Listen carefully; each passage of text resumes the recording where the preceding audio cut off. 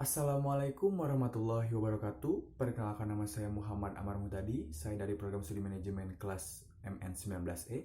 Di sini saya akan menjelaskan kembali mengenai video tentang teori portofolio dan analisis investasi dengan judul konsep return dan risiko investasi. Di sini dijelaskan bahwasannya apakah itu return investasi. Return investasi adalah kinerja finansial investasi pada suatu aset. Kemudian ada 3 pengertian return, yaitu return aktual, historis atau actual realized return, return diharapkan atau expected return, dan return disyaratkan atau required return. Di sini ada return dapat hitung dalam bentuk yang pertama adalah rupiah atau dolar, yang kedua adalah persen. Contoh, sebuah investasi membutuhkan dana sebesar $1.000, realisasi hasil investasi setelah 1 tahun sebesar $1.100. Berapa hasil return investasi tersebut? Kemudian ada return dalam bentuk dolar, nilai investasi setelah 1 tahun dikurangi nilai investasi awal. $1.100 dikurangi $1.000 sama dengan $100. Kemudian ada return dalam bentuk persen, return dolar atau investasi dolar, yaitu $100 per $1.000 sama dengan 0,10 dikurangi 10%. Kemudian ada apa itu risiko investasi? Yang pertama, return investasi di masa yang akan datang penuh dengan ketidakpastian atau uncertainty. Yang kemudian, pengukuran risiko investasi dengan menghitung besarnya probabilitas, maksud saya probabilitas perbedaan antara return aktual dengan return yang diharapkan. Yang terakhir, semakin besar probabilitas bahwa return aktual atau actual return jauh lebih kecil dibandingkan dengan return yang diharapkan atau expected return, semakin besar risiko investasi. Selain penjelasan itu, di sini saya akan menjelaskan mengenai financial return atau yang biasa dikenal sebagai return. Adalah nilai yang didapatkan baik bertambah atau berkurang karena investasi dalam beberapa waktu tertentu. Sehingga makna dari high risk or high return di dalam investasi yakni semakin tinggi risiko sebuah investasi, semakin tinggi pula imbal hasil yang didapatkan. Kemudian return bisa diekspresikan dalam wujud nilai uang yang didapatkan dalam periode waktu tertentu. Bisa pula dalam bentuk persentase. Return bisa pula diwujudkan dalam wujud imbal hasil bersih setelah mengurangi biaya administrasi, pajak, dan inflasi. Mungkin dari simpelnya itu, return adalah perubahan harga atas sebuah aset, investasi, dan proyek setelah beberapa periode waktu yang bisa dipresentasikan dalam bentuk selisih harga atau persentase. Bila hasil perhitungan return positif, artinya investasi yang dilakukan untung.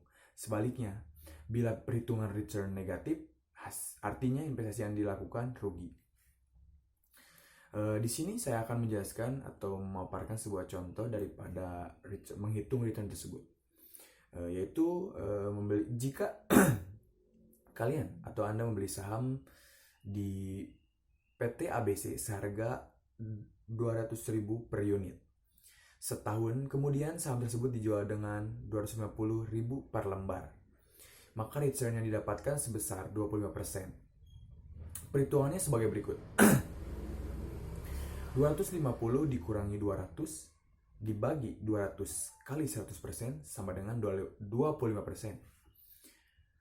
Nah, mungkin seperti itu contoh yang dipaparkan oleh saya. Di sini ada return saham. Dijelaskan di dalam buku analisis harga saham yang dimodernisasi tahun 2020 oleh Denny Sunario. Dijelaskan terdapat 2 komponen utama di dalam return saham.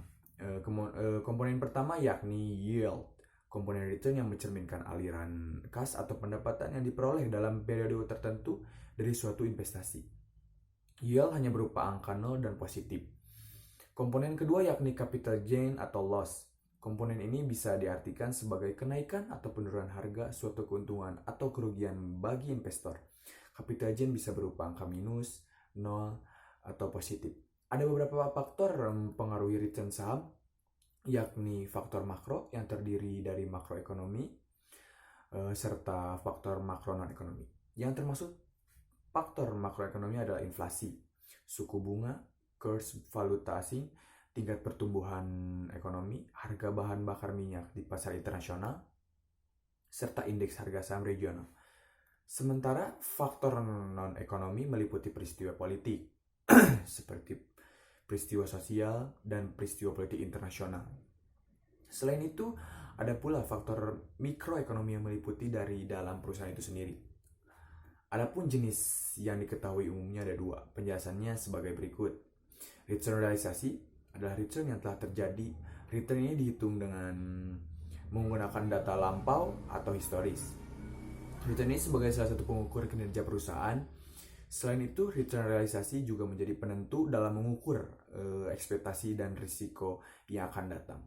Yang kedua, return ekspektasi, yaitu return yang diperkirakan akan diperoleh investor di masa yang akan datang. Hal ini berbeda dengan return realisasi yang sudah terjadi.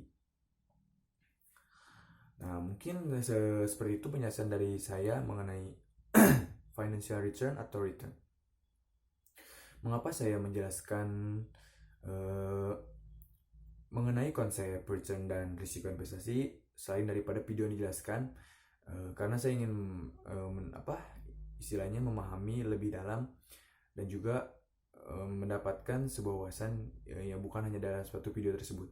Tapi di sini saya akan mencari lagi bagaimana daripada pengertian atau konsep return dan risiko investasi itu sendiri.